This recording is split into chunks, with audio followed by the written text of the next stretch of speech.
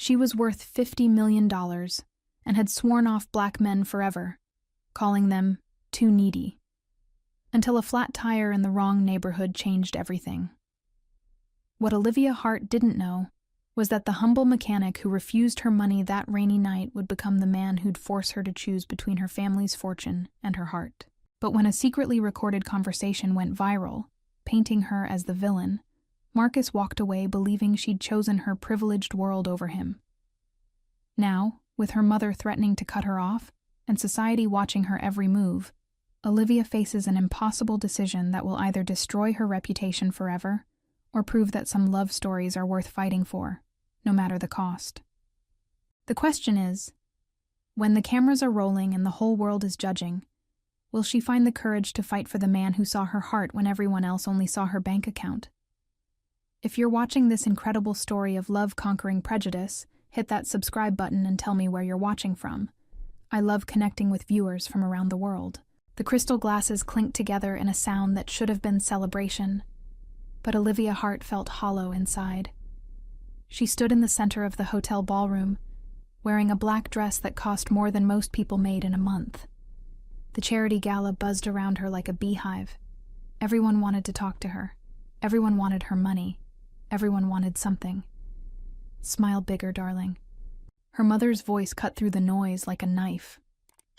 Diane Hart appeared beside her, perfectly put together as always. The photographer from the society page is watching. Olivia forced her lips into a wider curve. It felt fake. Everything felt fake these days.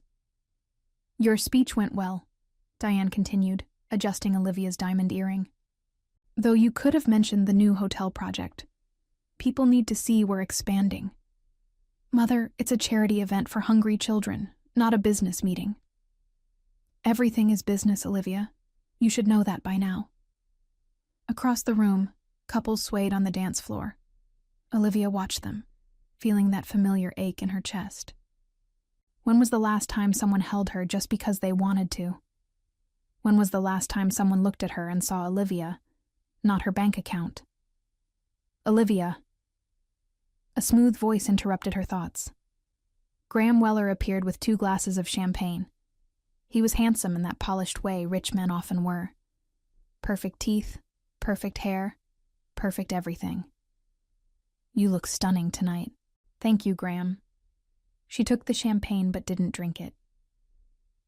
I've been thinking about our conversation last week, he said, moving closer. About us. About how we could be good for each other. Olivia's stomach tightened. Graham had been pursuing her for months. He was exactly what her mother wanted. Rich family, good reputation, safe. Graham, just think about it.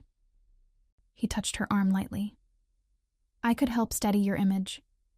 We both know there's been talk about your dating choices. The words hit like a slap. Olivia pulled her arm away. What talk? Graham's smile didn't reach his eyes. People notice patterns, Olivia. They notice when someone your age stays single for so long. They wonder why. Heat rose in Olivia's cheeks, but she kept her voice calm. My personal life is nobody's business. In our world, everything is everybody's business. You know that. Before Olivia could respond, her assistant Sienna appeared at her elbow.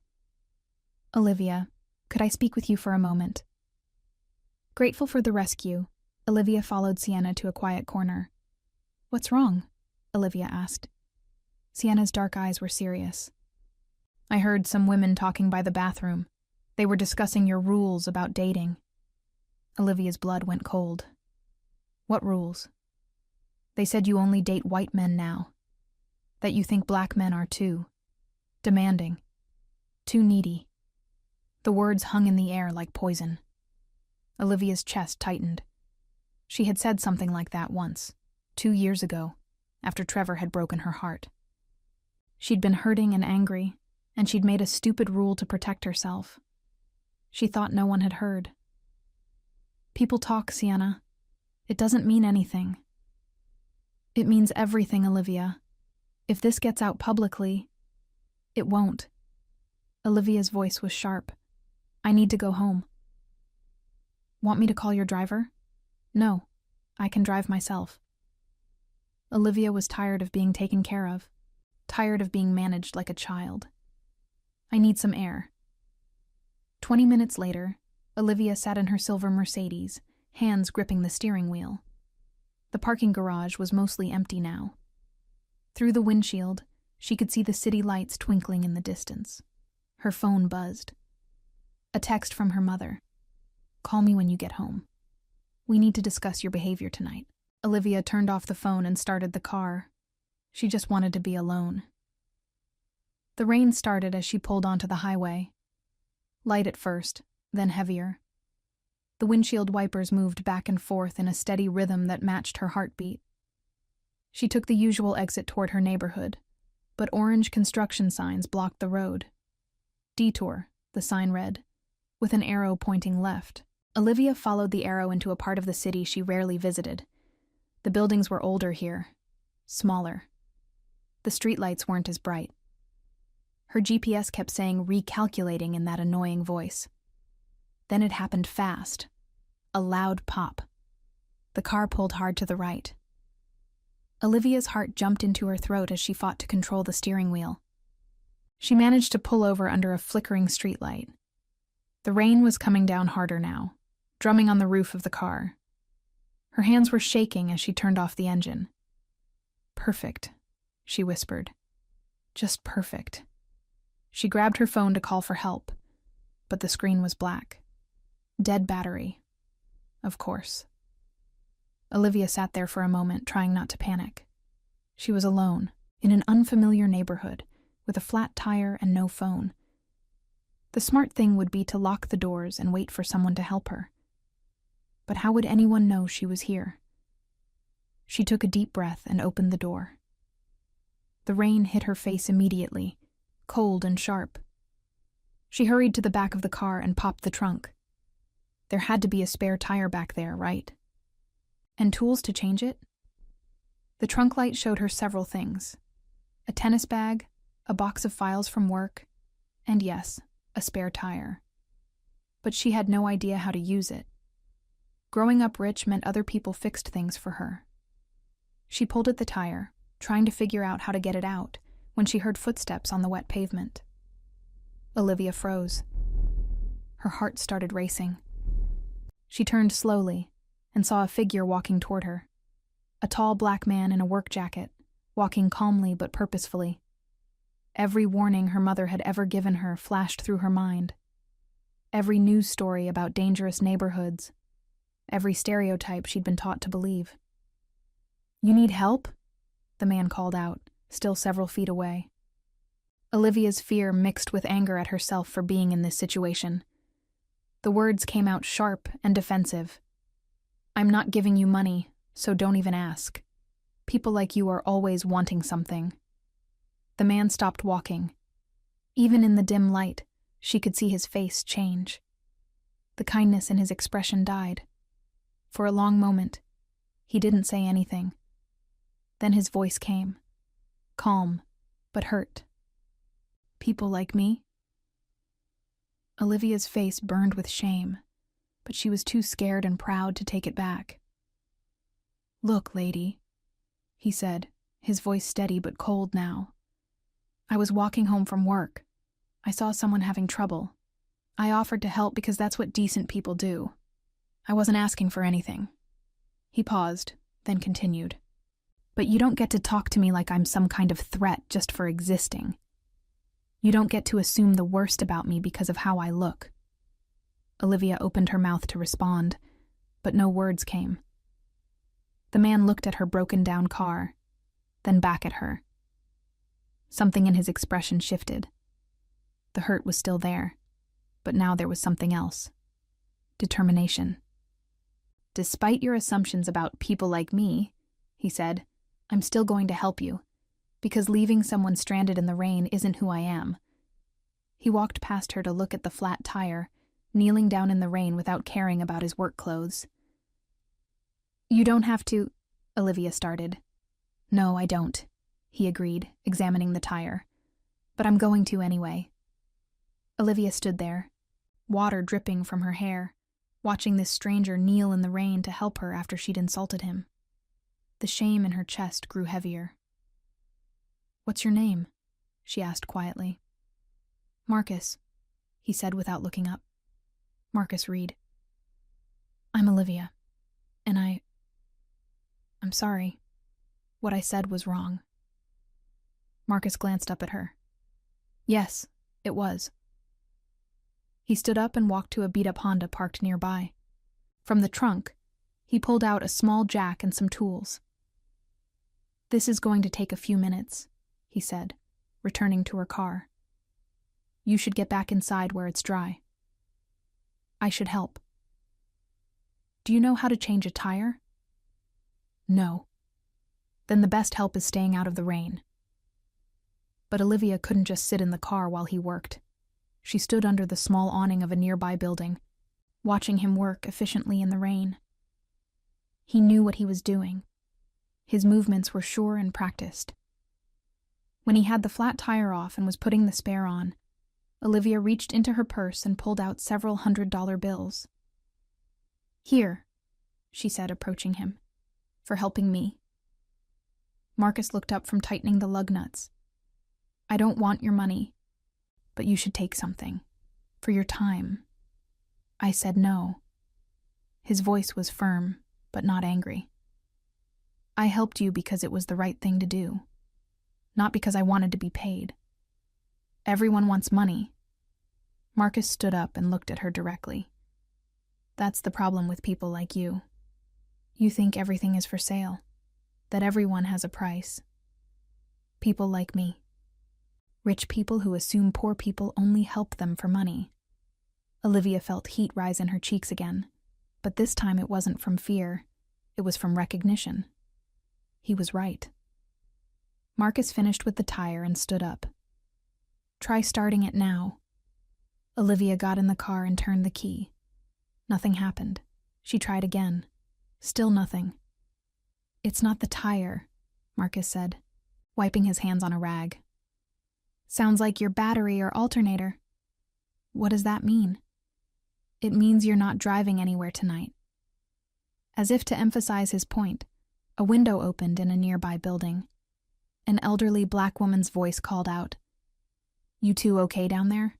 This isn't the safest area to be standing around at night." Marcus waved at the woman. "We're fine, Mrs. Carter. Just helping with a car problem." "Well, be careful. I'm calling my nephew if you need anything." The window closed, and Marcus turned back to Olivia. "She's right. You shouldn't stay here." "What am I supposed to do? I can't call anyone. My phone is dead." Marcus was quiet for a moment, thinking, "I know a guy who runs a small auto shop. He's honest, won't cheat you. But it's late. He won't be able to look at it until morning. So I'm stuck. I could give you a ride somewhere safe. Hotel, friend's house, whatever." Olivia hesitated. Every instinct her mother had taught her said not to get in a car with a stranger, especially in this neighborhood. But Marcus had just spent 20 minutes in the rain helping her. He'd refused her money twice, and honestly, what choice did she have? "Okay," she said quietly. "Thank you." Marcus nodded and called Mrs. Carter to let her know they were leaving. Then he made a quick call to someone named Ray about towing Olivia's car in the morning. 5 minutes later, Olivia found herself sitting in the passenger seat of Marcus's Honda. It was clean inside, she noticed. Older, but well cared for. There was a lunchbox in the back seat, and what looked like a worn paperback book. "Where do you want to go?" Marcus asked as he started the car. "There's a Marriott about 10 minutes from here."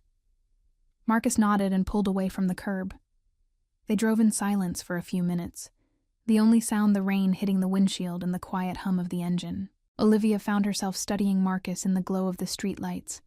He was probably around 30, with kind eyes and strong hands that gripped the steering wheel confidently.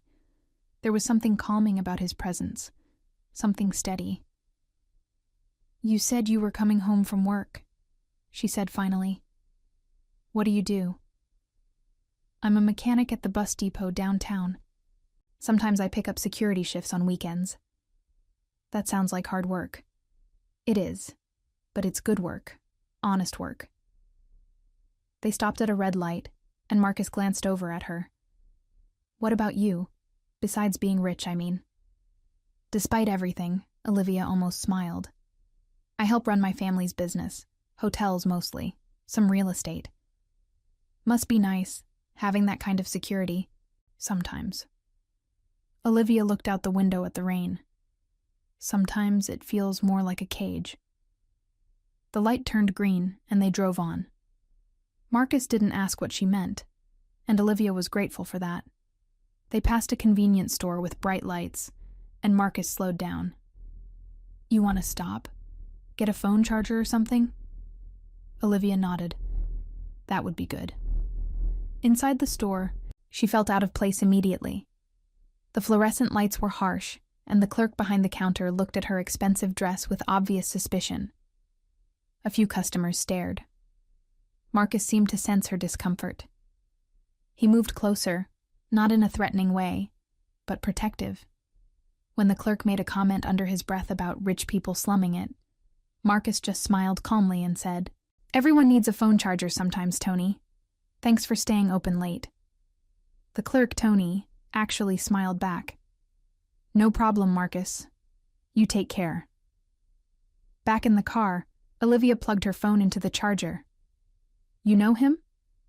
I know a lot of people in the neighborhood. Tony's good people. Just suspicious of outsiders sometimes. Can't blame him for that. Marcus gave her a surprised look. No, I guess you can't. 10 minutes later, they pulled up in front of Ray's Auto, a small shop with a hand-painted sign. Despite the late hour, an older man was waiting for them with a tow truck. This is Ray, Marcus said as they got out. Ray, this is Olivia. Her car's the Mercedes by Franklin Street. Ray was a stocky man in his 50s, with grease under his fingernails and a warm smile. Nice to meet you, Olivia. Don't worry, we'll take good care of your car. What will it cost? Olivia asked. Ray scratched his chin. Well, for a fancy car like that, I usually charge extra for the rich folks. He grinned, clearly joking. Marcus's voice cut in, firm but friendly. Ray. I'm kidding. I'm kidding. Ray laughed. Fair price for fair work, just like always. Won't know what's wrong until I look at it tomorrow, but the tow is $50. Olivia reached for her wallet, but she noticed Marcus watching Ray carefully. Making sure she wasn't being cheated, she realized. This man who barely knew her was looking out for her. It was such a small thing, but it hit her hard. When was the last time someone protected her without expecting something in return? Ray went to get her car, and Olivia found herself standing alone with Marcus under the shop's small awning. Her phone had enough charge now to see several missed calls from her mother and Sienna. I should call my assistant, she said. Let her know I'm okay. Go ahead. Olivia stepped aside and called Sienna, who answered on the first ring. Olivia! Where are you? Your mother is freaking out. I'm fine. Car trouble. I'll be back tomorrow. Car trouble? Where? Do you need me to come get you? No, I'm handling it. Handling it how? Olivia, this isn't like you.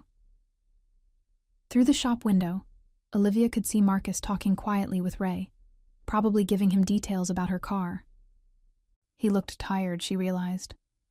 It was late, and he'd spent his evening helping a stranger who'd been rude to him. I'll call you tomorrow, Sienna. I'm safe. Olivia, I have to go. She hung up and walked back to Marcus. Thank you, she said, for everything. I know I don't deserve your help after what I said. Marcus studied her face in the dim light. Everyone deserves help when they need it. Even people who say hurtful things when they're scared. I wasn't scared of you. The lie came automatically. Yes, you were. And that's okay. I'm used to it. The sadness in his voice made Olivia's chest tight. You shouldn't have to be used to it. No, I shouldn't. but that's the world we live in. Ray returned with news that the tow was complete. "Shop opens at 8, he told Olivia. "I'll call you once I know what's wrong." Olivia gave him her number and paid the tow fee. Then she found herself standing on the sidewalk with Marcus again, not sure what happened next. "There's a decent hotel about 5 blocks from here," Marcus said. "Clean, safe, I can drop you there." "You've done enough." "It's 5 blocks, Olivia. Not a big deal." The way he said her name, without any of the fake politeness she was used to, made something flutter in her chest. 5 minutes later, Marcus pulled up in front of a modest hotel. It wasn't the Marriott, but it looked clean and well-maintained. "This okay?" he asked. "It's perfect." Olivia reached for the door handle, then stopped. "Marcus?" "Yeah?" "I really am sorry about what I said, about my assumptions. You could have walked away, and I wouldn't have blamed you." Marcus was quiet for a moment. "I thought about it," he admitted. "But my sister always says the way people treat you says more about them than it does about you. I didn't want to prove your assumptions right." "Your sister sounds smart." "She is. Smarter than me." Olivia opened the door, then hesitated again. "Will you let me pay for your gas at least?"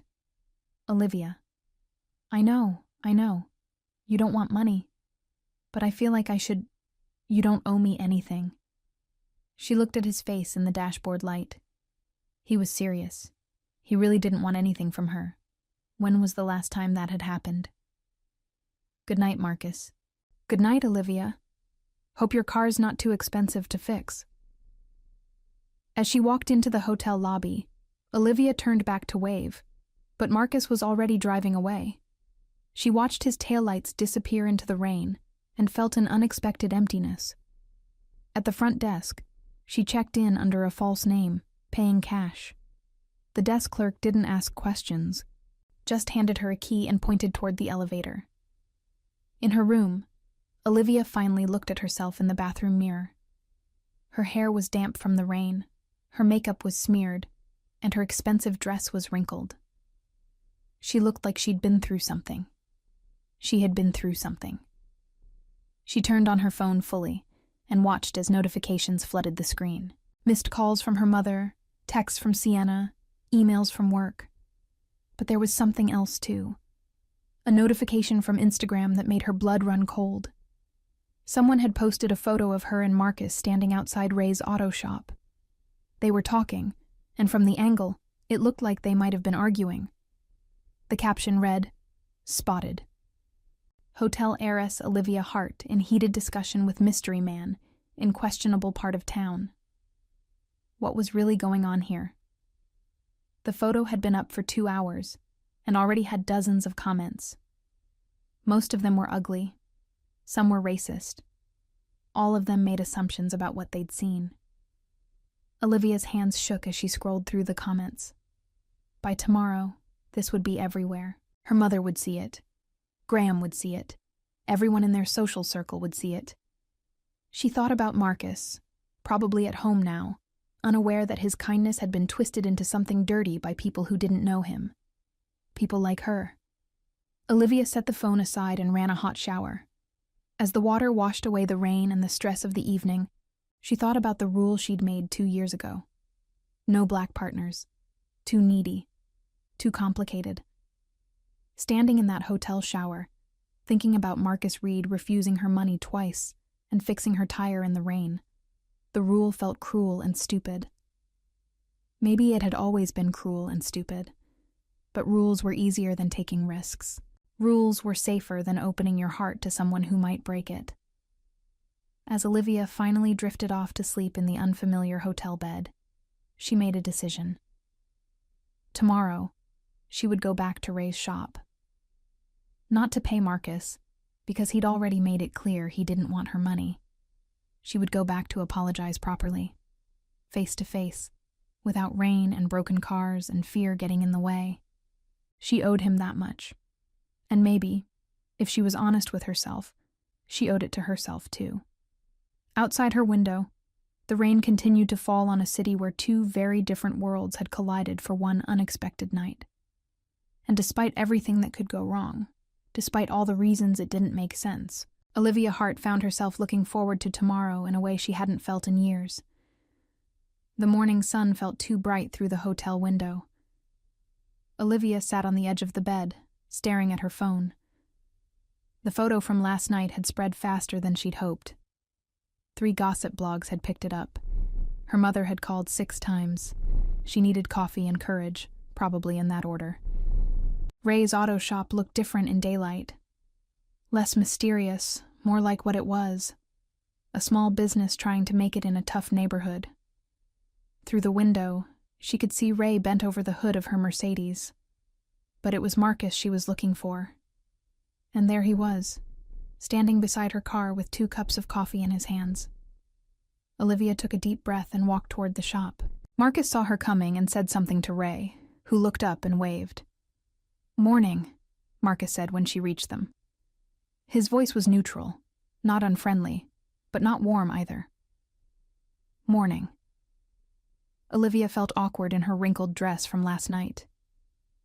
"How's the car?" "Alternator," Ray called from under the hood. "Not too bad. Have you fixed by noon?" Marcus held out one of the coffee cups. "Thought you might need this." Olivia stared at the cup. "You brought me coffee?" "Gas station coffee. Nothing fancy." She took it, and their fingers brushed for just a second. The coffee was hot and actually pretty good. "Thank you." They stood there for a moment, both of them unsure what to say. Finally, Marcus spoke. "See, you made the news." Olivia's stomach dropped. "You saw it. Hard to miss when your coworkers are showing you pictures of yourself." "Marcus, I'm so sorry. I never wanted you to get dragged into..." "Into what? Your life?" The question hung in the air. Olivia realized she didn't know how to answer it. "The photo makes it look like we were fighting," she said finally. "Weren't we?" "Were we?" Olivia thought about it. "I guess I was trying to pay you, and you were saying no." "And that upset you?" "Yes. No. I don't know." She took a sip of coffee, trying to find the right words. "I'm not used to people who don't want something from me." Marcus leaned against her car, studying her face. "What do you think I want, Olivia?" "I used to think you wanted money." "Used to?" "Now I think." She paused, meeting his eyes. "I think you wanted me to see you as a person, not as a stereotype." Something shifted in Marcus's expression. The guardedness softened just a little. "That's all anyone wants." Ray emerged from under the hood, wiping his hands on a rag. "Good news. Just needs a new alternator." "Bad news?" "It's going to take a few hours to get the part." "How much?" Olivia asked. $300 for the part. $100 for labor. Fair price. Olivia nodded and pulled out her wallet. But she caught Marcus watching to make sure Ray wasn't overcharging her. Again. This man was protecting her, and he barely knew her. "I can give you a ride," Marcus said as she put her wallet away, "if you need to get somewhere." "Don't you have to work?" "Not until this afternoon." Olivia hesitated. The smart thing would be to call Sienna, get back to her world, deal with the photo situation. The safe thing would be to thank Marcus politely and disappear from his life. But she thought about the way he'd said her name last night. She thought about him bringing her coffee. She thought about how long it had been since someone had looked at her and seen Olivia instead of dollar signs. "Okay," she said. "But first, can I ask you something?" "Sure." "Why are you being nice to me, after what I said last night?" Marcus was quiet for a long moment, considering his answer. "My sister Tasha says you can judge people by how they act when they're scared and how they act when they have time to think. Last night, you were scared. This morning, you came back to apologize. Is that enough? It's a start." An hour later, Olivia found herself in Marcus's car again, this time heading toward a part of the city she'd never seen. The buildings here were a mix of old and new, working-class neighborhoods that were slowly changing. "Where are we going?" she asked. "I need to pick up my sister from her job. She works at a daycare center. Then I thought maybe we could get lunch somewhere. You want to have lunch with me?" Marcus glanced over at her. "Is that weird?" "No, it's just, most people want to have lunch with me because of who I am, what I can do for them. Maybe I just want to get to know you." The idea was both thrilling and terrifying. When was the last time someone had wanted to get to know her just because? They pulled up in front of a cheerful-looking building with a playground out front. Children's laughter drifted through the car windows. A young woman emerged from the building, and Olivia immediately saw the family resemblance. Tasha Reed had the same warm eyes as her brother, but there was wariness there too. "Marcus, what are you doing here so early?" Tasha asked as she approached the car. Then she noticed Olivia and stopped walking. Marcus got out of the car. "Tasha, this is Olivia. Olivia, my sister, Tasha." Tasha looked from her brother to Olivia and back again. "Is this the woman from the photo?" "What photo?" Marcus asked. Olivia's heart sank. "You haven't seen it?" Tasha pulled out her phone and showed Marcus the screen. Even from the car, Olivia could see his face change as he read the comments. "Some of these are pretty nasty," Tasha said quietly. Marcus handed the phone back to his sister, but his jaw was tight. People say nasty things about stuff they don't understand. "Marcus," Olivia started to say, getting out of the car. "It's fine," he said, but his voice had gone flat. "It's not fine." Olivia looked at both of them. "Those comments, they're horrible, and they're not true." Tasha crossed her arms. "What is true?" It was a fair question, and Olivia found herself struggling to answer it. What was true? That Marcus had helped her? That she'd insulted him? That she was starting to care about him in a way that scared her? "The truth is, your brother helped me when I needed it," she said finally, "and I was rude to him because I was scared and ignorant. And now he's being dragged through the mud because he was kind to someone who didn't deserve it." Tasha studied Olivia's face. "You sure that's all it is?" "Tasha," Marcus warned. "No, she needs to answer. Because if this is some rich girl charity project, some way for you to feel good about yourself, you need to walk away now. My brother's been hurt by people before who thought they were doing him a favor." The words stung because there was truth in them. How many times had Olivia written checks to charity and felt good about herself? How many times had she helped people from a distance? Safely? But this felt different. Marcus felt different. "I don't know what this is," Olivia admitted. "I just know that your brother is the first person in a long time who's treated me like a regular person instead of a bank account, and I like who I am when I'm around him." Tasha looked surprised by the honesty. She glanced at Marcus, who was staring at Olivia with an unreadable expression. "Well," Tasha said after a moment, "at least you're honest about not knowing." "Is that good enough?" Olivia asked. "For now," Tasha said, "but I'm watching you." Despite everything, Olivia smiled. "I would hope so." They ended up at a small diner that smelled like bacon and coffee, the kind of place where the waitress called everyone honey, and the pie was homemade. Olivia felt overdressed in her expensive clothes, but nobody stared. "So what do you do besides run hotels?" Tasha asked once they'd ordered. "Honestly, I go to meetings and make decisions about things I don't really understand." "That sounds awful." "Sometimes it is." Olivia stirred sugar into her coffee. "What about you?" "Daycare during the week, community college at night, trying to get a degree in early childhood education." "That's a lot." "Life's a lot when you're not born rich." The words weren't said meanly, just matter-of-factly. "Tasha," Marcus said. "What?" "It's true." Tasha looked at Olivia. "No offense, but you and I live in different worlds." "You're right," Olivia agreed. "But maybe that doesn't have to matter." "Doesn't it?" When this little adventure is over and you go back to your world, what happens to Marcus? It was a question Olivia hadn't wanted to think about. Because Tasha was right. They did live in different worlds. And eventually, reality would set in. Her mother would intervene. The gossip would get worse. The pressure would mount. "I don't know," Olivia said quietly. "At least you're honest," Tasha said again.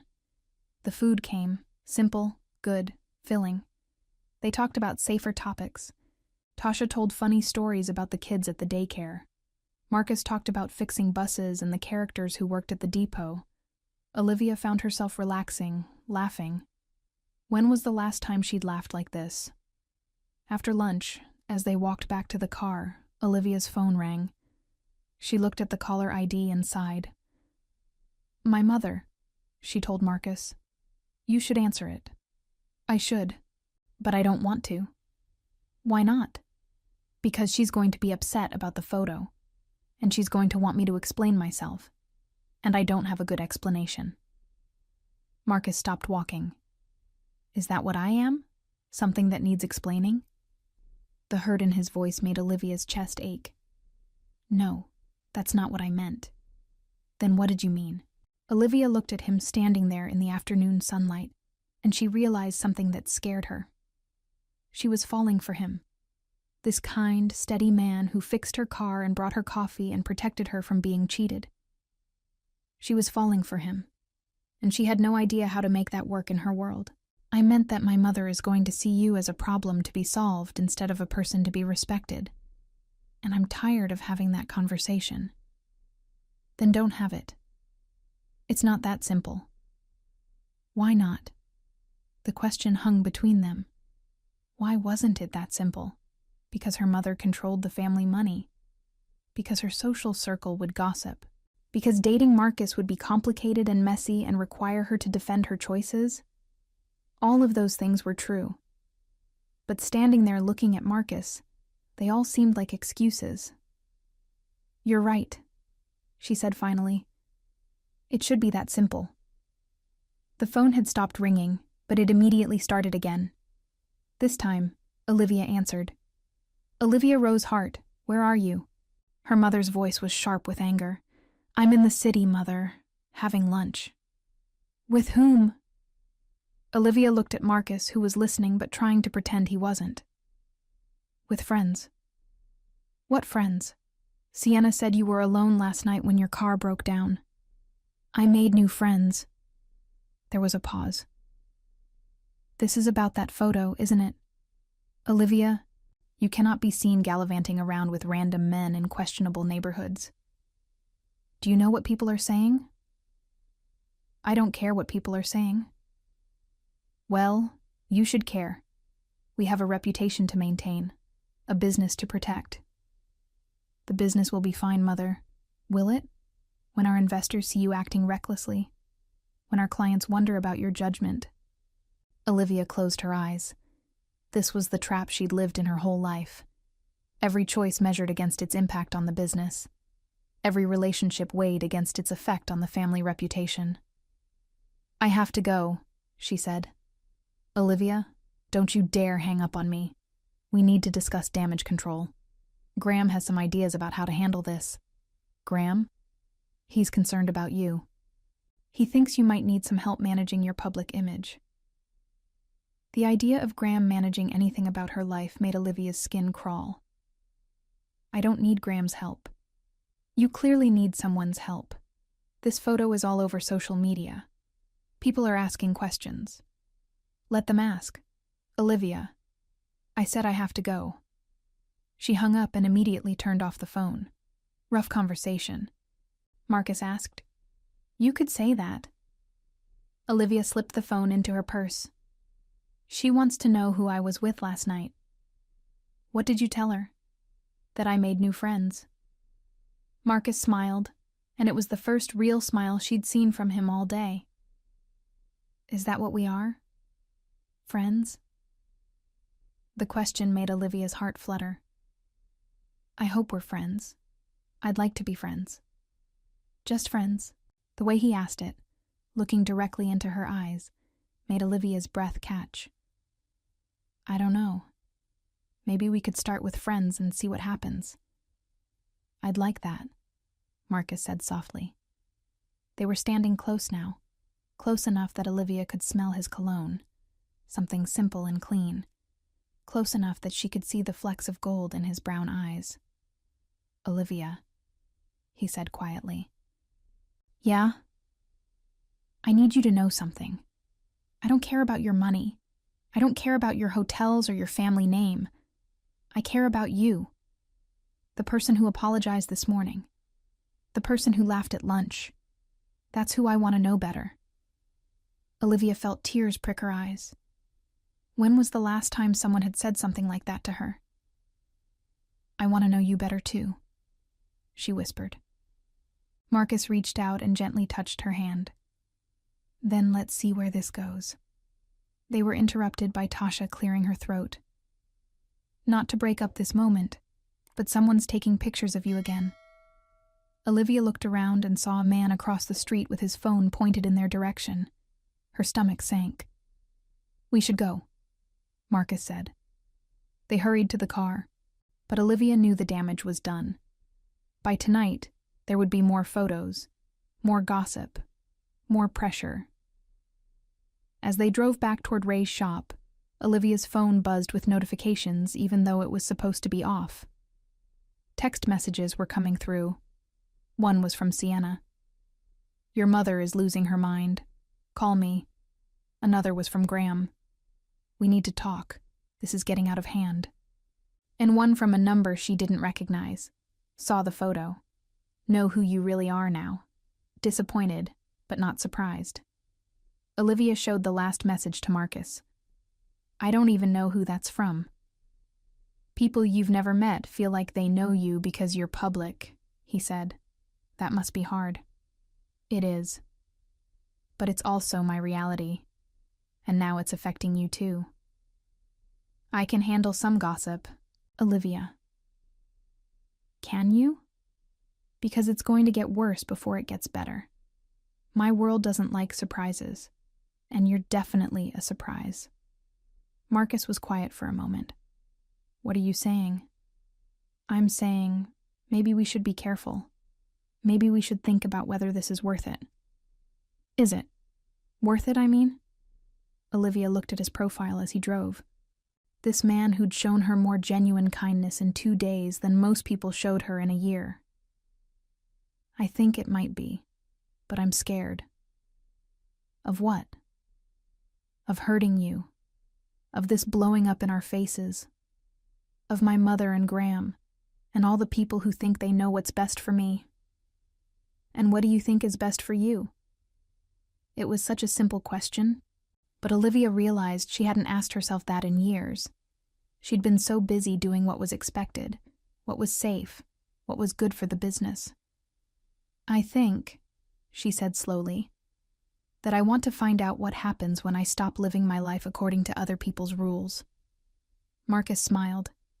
That sounds like a good place to start. When they got back to Ray's shop, her car was ready. Ray had done good work. The engine started smoothly, and everything seemed to be running perfectly.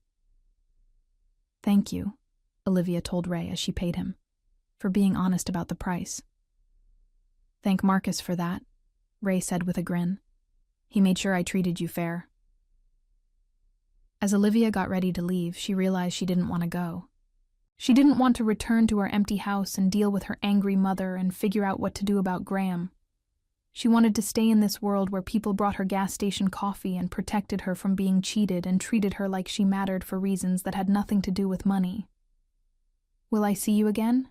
She asked Marcus. Do you want to? Yes. Then you'll see me again. It was that simple. No games, no manipulation, no hidden agendas, just honesty.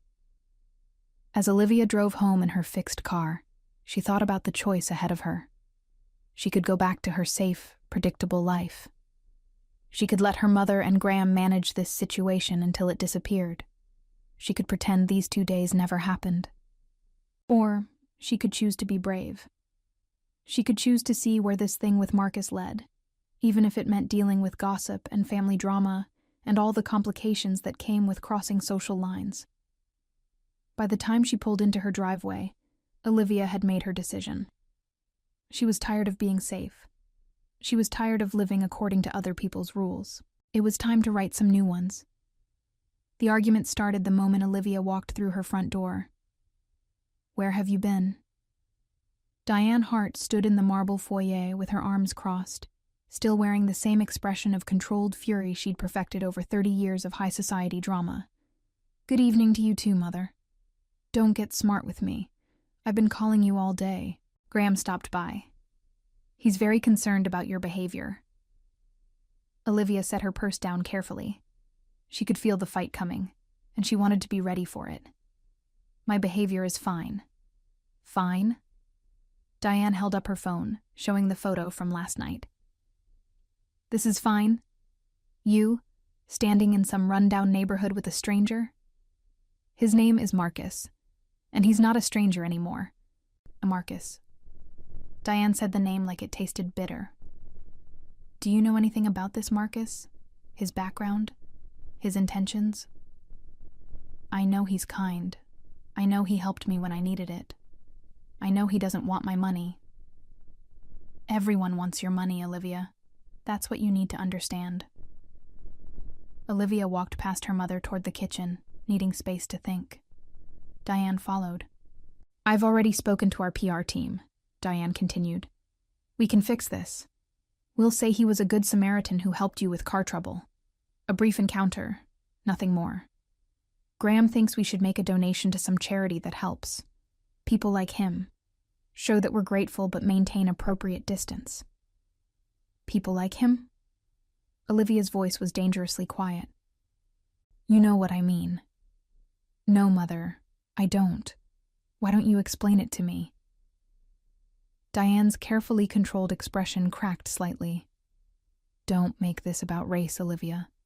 This is about class, about appropriate social circles, about the fact that you're a heart, and hearts don't get involved with... With what? With men who work with their hands, men who live in neighborhoods like that, men who could never understand our world." The words hung in the air like poison gas. Olivia stared at her mother, seeing clearly for the first time the cage she'd been living in her whole life. "What if I don't want to be understood by our world anymore?" Olivia asked quietly. "What does that mean?" "It means maybe our world is wrong about some things." Diane's face went pale. "Olivia, you're talking nonsense. You're upset about the gossip, but this will pass. It always does." "What if I don't want it to pass?" "What are you saying?" Olivia took a deep breath. "I'm saying I like Marcus. I like who I am when I'm with him, and I'm going to see him again." The silence that followed was deafening. Diane stared at her daughter like she'd announced she was joining a cult. "You've lost your mind," Diane said finally. "Maybe I've found it. This is temporary insanity. You're rebelling against something, and you're using this poor man to do it. Don't call him poor. He is poor, Olivia. That's not an insult, it's a fact. And facts matter. He lives in a different world with different problems and different expectations. What happens when he realizes what you're worth? What happens when his family starts asking for help with their bills? What happens when the novelty wears off and you remember who you really are?" Each question hit like a slap, because they were the same questions Olivia had been asking herself. But hearing them from her mother's mouth made them sound cruel and small. "Who am I really, Mother? According to you? You're a heart. You have responsibilities." "To whom?" "To the family, to the business, to the people who depend on us." "What about to myself?" Diane's expression softened slightly, and for a moment she looked tired instead of angry. "Olivia, sweetheart, I know you think you're missing something. I know you feel lonely sometimes, but this isn't the answer. You can't fix your life by dating someone inappropriate. Why is he inappropriate? Because he can't give you what you need. What do I need? Security, stability, someone who understands the pressure you're under, someone who can be a true partner in this life. Someone like Graham? Yes, someone like Graham. Olivia almost laughed. Graham doesn't care about me, Mother. He cares about what I represent, what I can do for his image and his bank account. That's how marriages work in our circle, Olivia. Love is wonderful, but it's not enough. You need compatibility, shared values, similar backgrounds.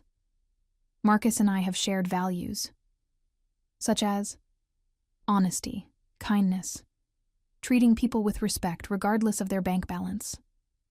Those are lovely sentiments. Dear, but they don't pay the bills.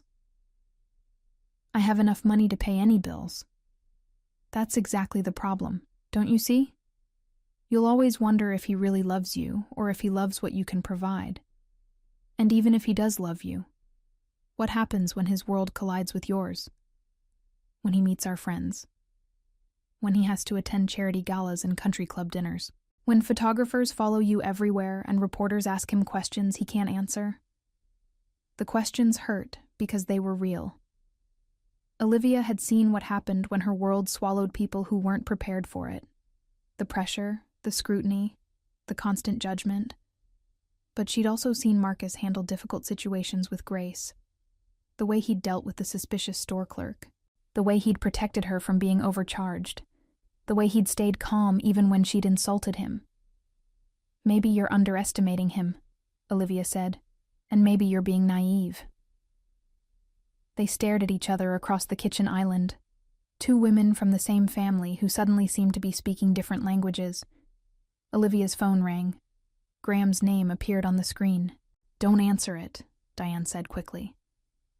Why not? Because I may have mentioned to him that you were being difficult about this situation. Olivia's blood went cold. What did you tell him? Just that you were confused, that you might need some guidance. The phone kept ringing. Olivia let it go to voicemail, but immediately it started ringing again. This time she answered. Olivia, we need to talk. Graham's voice was sharp with authority. Hello, Graham. I'm outside. Let me in. I'm tired. Can we talk tomorrow? No, we can't. This situation is getting out of hand and we need to manage it before it gets worse. Olivia looked at her mother, who was nodding encouragingly. Fine. Come in. 2 minutes later, Graham strode into the kitchen like he owned the place.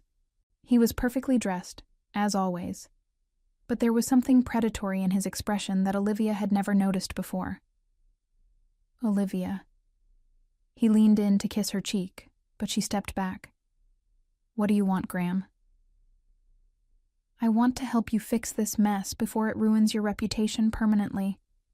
What mess? Graham pulled out his phone and scrolled through what looked like dozens of photos and social media posts. This mess. You've been photographed twice now with this Marcus person. The gossip blogs are having a field day. Olivia Heart Slumming is trending on Twitter. Olivia's stomach twisted. She hadn't seen that hashtag. People are calling it your charity case phase, Graham continued. They're making jokes about rich girls who think they can save poor men. It's humiliating. For whom? For all of us. Your family, your business, me. Why is it humiliating for you? Graham's mask slipped for just a second, and Olivia saw something ugly underneath. Because everyone knows we've been seeing each other. Everyone knows we're close. When you embarrass yourself like this, it reflects on me too. We're not that close, Graham. Aren't we? I've been very patient with you, Olivia. Very understanding about your need for independence. But this crosses a line. What line? The line of basic respect. You're making me look like a fool. Olivia stared at him, finally seeing clearly. This isn't about protecting me. This is about protecting yourself. It's about protecting all of us. Look, I understand you're going through something. Maybe you feel trapped. Maybe you want to rebel a little. But you're choosing the wrong way to do it. And what would be the right way? Let me take care of you, publicly. Let people see that you're with someone appropriate, someone who can actually be a partner to you. And the word appropriate hit Olivia like a physical blow. Someone white, you mean? Graham's face flushed. I mean someone from your world, someone who understands the pressures and responsibilities that come with your position. Someone who won't embarrass you at the country club. Don't be dramatic. I'm not being dramatic. I'm being honest. You're embarrassed to be associated with me because I was photographed with a black man. I'm concerned about your judgment. My judgment is fine. Is it? Because from where I'm standing, it looks like you're throwing away everything you've built for some fantasy about a man you barely know. Diane stepped closer. Graham's right, sweetheart. This has gone far enough. Olivia looked between her mother and Graham, these two people who claimed to care about her, and felt completely alone. They were talking about Marcus like he was a problem to be solved, not a person to be respected. I need some air, she said, heading toward the back door. Olivia, we're not done talking, Graham called. Yes, we are. She stepped onto the back patio and closed the door behind her. The evening air was cool and quiet, a sharp contrast to the suffocating atmosphere inside. Her phone buzzed with a text message. For a moment, she hoped it was Marcus, but it was from a number she didn't recognize. Saw the photos. Thought you should know what people are really saying about your new boyfriend. Attached was a screenshot of a social media post with dozens of comments. Most of them were cruel. Some were racist. All of them made assumptions about Marcus's motives and character. Gold digger. She's being played. He probably can't believe his luck. Wonder what he's getting out of this. Olivia's hands shook as she read them. These people didn't know Marcus. They'd never met him, never seen his kindness or his integrity. But they felt free to judge him based on a few photos and their own prejudices. The worst part was that some of the comments made her doubt herself. What if they were right? What if she was being naive? What if Marcus was different than she thought? She was so lost in the hateful comments that she didn't notice Graham approaching until he spoke. I had someone do a background check on him. Olivia spun around. You what? Marcus Reed, 30 years old, mechanic at the downtown bus depot. Lives in a rental apartment with his sister. No criminal record, but significant debt. His sister's college loans, medical bills from when their mother was sick before she died. He's barely staying afloat financially. Each word felt like a betrayal. You had no right. I had every right. You're important to me, and I needed to know who you were getting involved with. What you found doesn't change anything. Doesn't it? He's desperate, Olivia. His family needs money. Don't you think it's convenient that he happened to be walking by when your car broke down? It wasn't convenient. It was coincidence. Was it? Or was he looking for an opportunity? You're disgusting. I'm being realistic. Look, I'm sure he's a nice guy, but nice guys in his situation do desperate things when they see opportunities like you. Stop talking. I'm trying to protect you. No, you're trying to control me, just like my mother, just like everyone else in my life. Graham stepped closer. Because you need controlling. You're about to make the biggest mistake of your life. The biggest mistake of my life was listening to people like you for so long. Graham's face hardened. People like me? People who think money makes them better than everyone else. People who judge others based on their zip code and their bank balance. I don't think money makes me better. I think it makes me realistic about how the world works. The world works however we decide to make it work. That's a beautiful sentiment, Olivia. Very inspiring. But it's not true. You live in a bubble where money solves problems and good intentions matter more than consequences. But the real world is different. And if you insist on dragging this Marcus person into your bubble, you're going to destroy both of your lives. Get out. What? Get out of my house. Now. Graham stared at her like she'd lost her mind. Olivia, you're being irrational. I'm being clear. Get out. I'm trying to help you. I don't want your help. You need my help. Without people like me, people like your mother, you'd be lost. You'd make terrible decisions based on feelings instead of facts. Maybe terrible decisions based on feelings are better than perfect decisions based on fear. Graham shook his head. You'll regret this. Maybe. But it'll be my regret to live with. After Graham left, Olivia sat alone on her patio, staring at her phone. Part of her wanted to call Marcus and tell him about the background check, about the cruel comments, about the pressure she was under. Part of her wanted to warn him about what he was getting into, but another part of her wondered if everyone was right, if she was being foolish, if she was setting both of them up for heartbreak. It was almost midnight when she finally went back inside. Her mother was waiting in the living room with a cup of tea. Feeling better? Diane asked. Not really. Graham told me what he found out about Marcus. I don't want to hear it. The debt is significant, Olivia, and his sister's medical expenses. Stop. I'm not trying to hurt you. I'm trying to make you see reality. Olivia sat down across from her mother, suddenly exhausted. What if reality is that I'm 29 years old, and I've never been in love? What if reality is that I'm tired of dating men who see me as a business opportunity? What if reality is that Marcus makes me feel like I matter for reasons that have nothing to do with money? Diane's expression softened. Oh, sweetheart. You think you love him? I think I could love him, if I let myself. But can he love you? Really love you? Not what you represent? It was the question that kept her awake that night. As Olivia lay in her enormous bed in her enormous house, staring at the ceiling, she wondered if her mother was right. If Graham was right. If the cruel strangers on the internet were right. Maybe she was being naive. Maybe this was all a fantasy. Maybe Marcus was different than she thought. Or maybe, for the first time in her life, she had found something real. Something worth fighting for.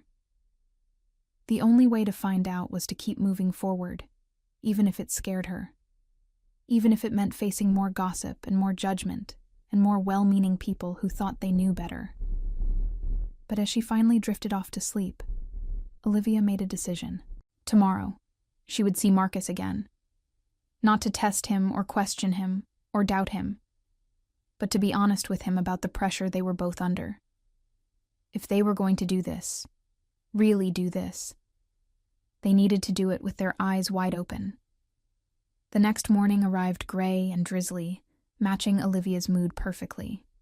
She'd barely slept, her mind spinning between her mother's warnings and Graham's accusations and the cruel comments from strangers who thought they knew her story.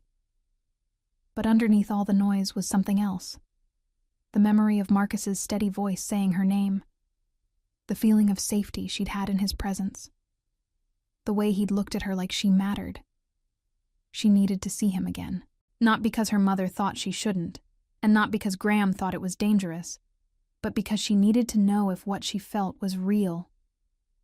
At 10 o'clock, she found herself standing outside the bus depot where Marcus worked.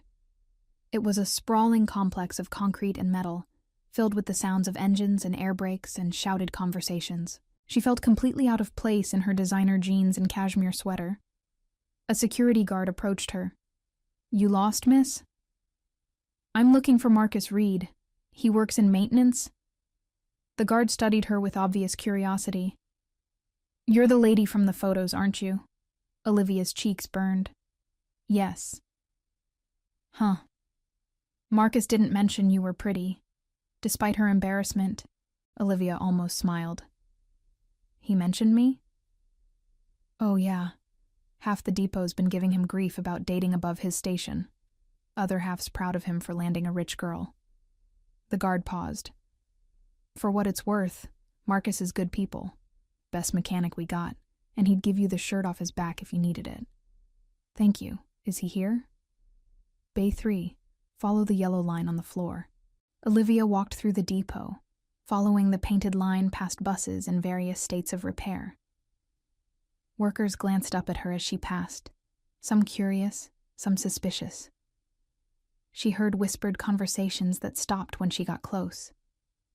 She found Marcus bent over the engine of a city bus, his hands black with grease, completely absorbed in his work. For a moment, she just watched him. There was something graceful about the way he moved, confident and precise. "Marcus?" He looked up, and for a split second his face lit up with genuine pleasure before the wariness crept in. "Olivia, what are you doing here?" "I wanted to see you, to talk." Marcus straightened up and wiped his hands on a rag. Around them, other workers were pretending not to listen while obviously hanging on every word. "Maybe we should go somewhere more private," he said. They walked to a small break room with vending machines and plastic chairs. Marcus poured 2 cups of coffee from a pot that looked like it had been brewing since the Clinton administration. "This is about the photos, isn't it?" he asked, handing her a cup. "Partly. I've seen them. And the comments." Olivia's stomach clenched. "I'm so sorry, Marcus. I never wanted you to get dragged into this." "What exactly is this, Olivia?" She looked at his face, trying to read his expression. "The gossip. The judgment. People making assumptions about why you're spending time with me." "And what assumptions are they making?" "That you're using me. That you're after my money." Marcus was quiet for a long moment. "What do you think?" "I think they're wrong. But you're not completely sure." The honesty of the statement hit her hard. "I want to be sure. But you're not." "Marcus, She struggled to find the words. "Someone ran a background check on you." His face went completely still. "Who?" "Graham. He told me about your debts, about your sister's college loans and your mother's medical bills." "I see. I don't care about any of that. I just thought you should know that people are digging into your life." Marcus set down his coffee cup. "What else did he tell you?" "That you're desperate, that you need money, that it's convenient I happen to be someone who could help with that." "And what did you say?" "I told him he was wrong. But now you're here, asking me to convince you he was wrong." Olivia felt tears prick her eyes. "I'm here because I care about you, and because I'm scared." "Of what?" "Of being wrong about you, of being wrong about this, of hurting you or myself, or both of us." Marcus leaned back in his chair, studying her face. "Olivia, do you want to know about my debts?" "Only if you want to tell me." "My mother died of cancer 3 years ago. She didn't have insurance. We tried everything to save her, spent money we didn't have on treatments that didn't work. When she died, she left us with $70,000 in medical debt." Olivia's chest tightened. "Marcus, I'm so sorry." Tasha was in her sophomore year of college when it happened. She wanted to drop out to help with the bills, but Mom made me promise to keep her in school. So I work extra shifts, take security jobs on weekends, do whatever I can to keep us afloat. That's not desperation, that's love. Is it? Because according to your friend Graham, it makes me a target. Someone who might see a rich woman as a solution to my problems. Are you?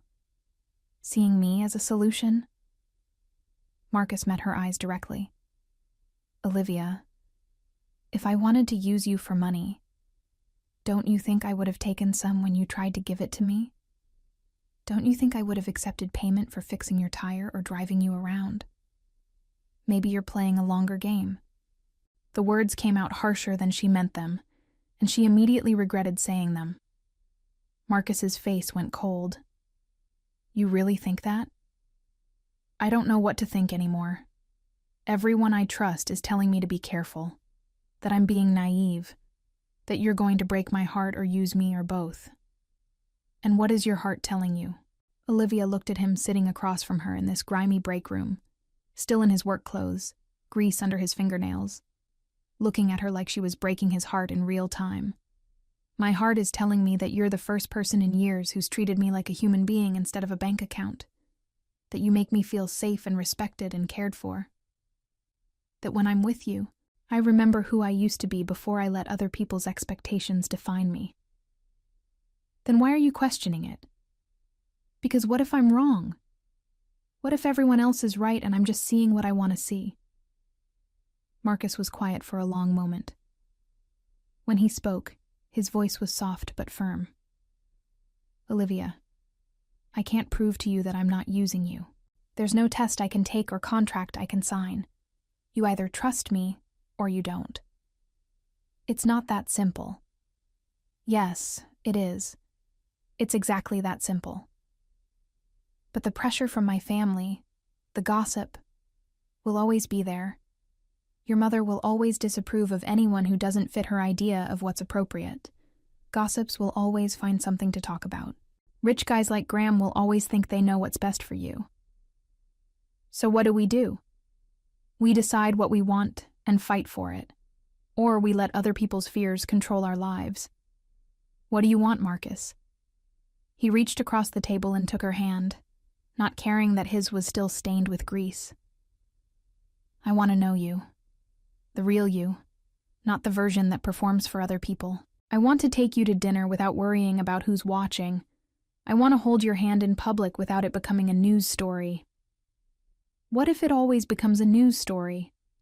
Then we deal with it, together. The simple certainty in his voice made Olivia's chest ache. You make it sound so easy. It is easy. The hard part is deciding to be brave. Olivia looked down at their joined hands. His was larger, rougher, darker than hers. Anyone looking at them would see the differences immediately. But she felt the warmth of his skin, the calluses from honest work, the steadiness that had drawn her to him from the beginning.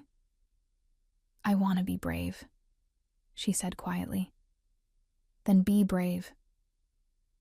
Even if my mother cuts me off. You're 29 years old, Olivia. You don't need her permission to live your life. Even if people say terrible things about us. People say terrible things about everything.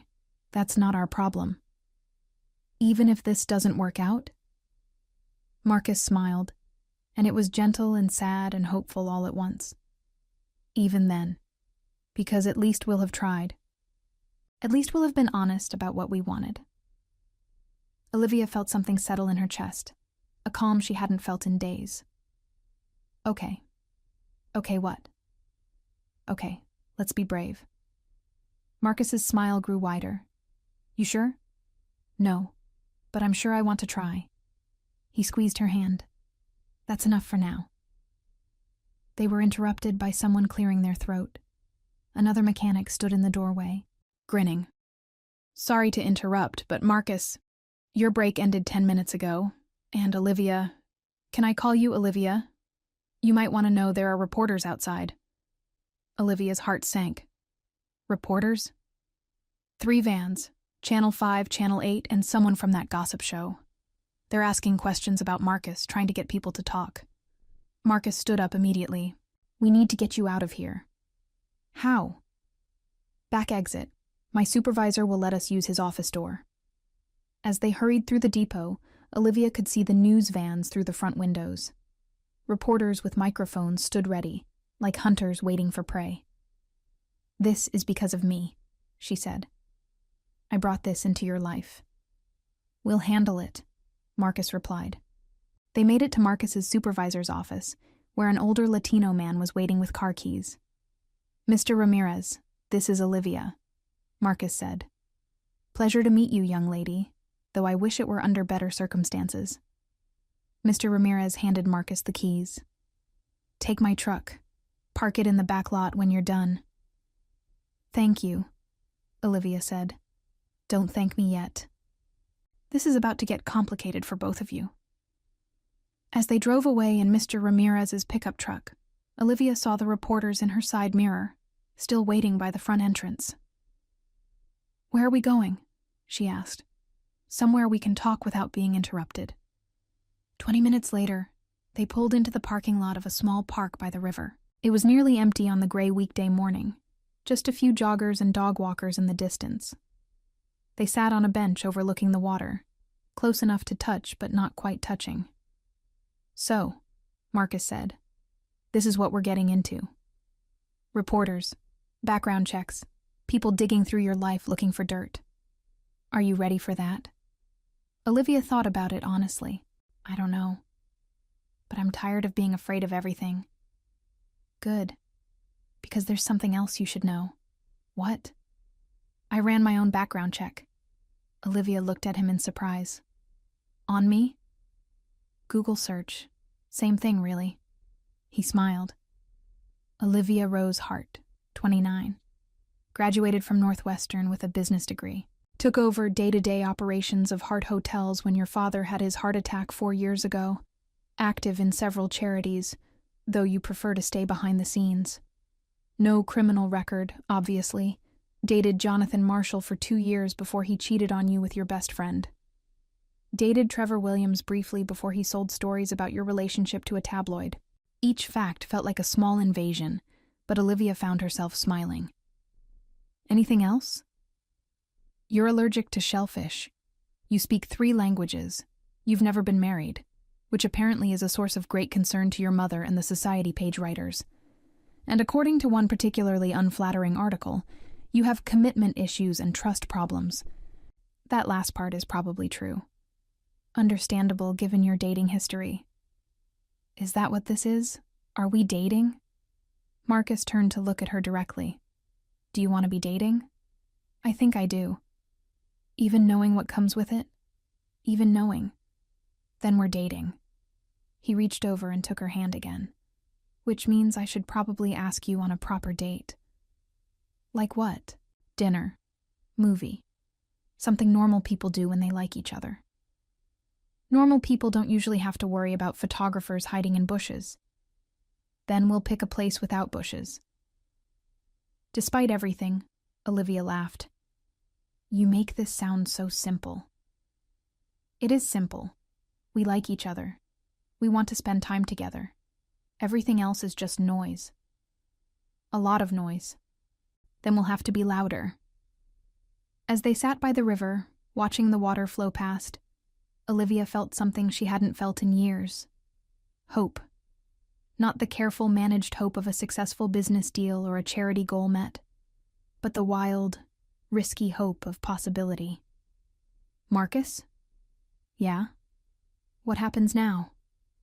"Now we go on that date. We see how it goes. We take it one day at a time. And the reporters? The gossip?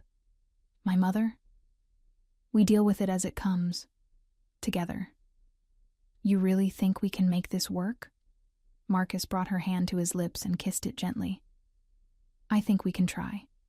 And I think trying is the bravest thing either of us has ever done." As they drove back toward the city, Olivia felt her phone buzzing with messages. Her mother, Graham, Sienna, reporters she'd never heard of. The whole world seemed to have an opinion about her life. But sitting next to Marcus, his hand occasionally brushing hers as he shifted gears, she found she didn't care what any of them thought. For the first time in her adult life, she was choosing her own path. It was terrifying and exhilarating and completely uncertain. It was perfect. That evening, as she got ready for their first official date, dinner at a small restaurant Marcus had chosen, somewhere they could actually talk, Olivia looked at herself in the mirror. She was wearing a simple dress, minimal jewelry, less makeup than usual. She looked like herself instead of the polished version she usually presented to the world. Her phone rang one last time, her mother's name on the screen. "This time," Olivia answered. "Olivia, thank goodness. I've been trying to reach you all day. The reporters called here looking for comment." "What did you tell them?" "No comment, of course. But this has gone too far. We need to put an end to this immediately."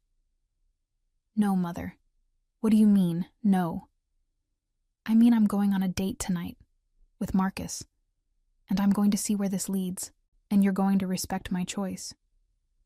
"Olivia, I love you.